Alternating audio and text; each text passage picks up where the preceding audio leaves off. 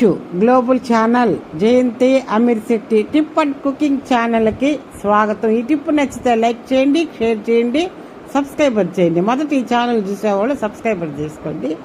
మనకు ఏదైతే అన్నం పెడుతుందో దానిని దైవముగా భావించాలి. మనకు నీడనిచ్చే దానిని కోవెలుగా భావించాలి. మనకు మంచిని నేర్పించే దానిని నిరంతరము స్మరణ చేసుకోవాలి. మంచి ఆలోచనతో మనసు నింపుకో, మంచి పనులతో ప్రతిష్ట పెంచుకో, మంచి పలుకుతో మన్నలను అందుకో, వీటి అన్నిటిలో అందరినీ కలుపుకోపో.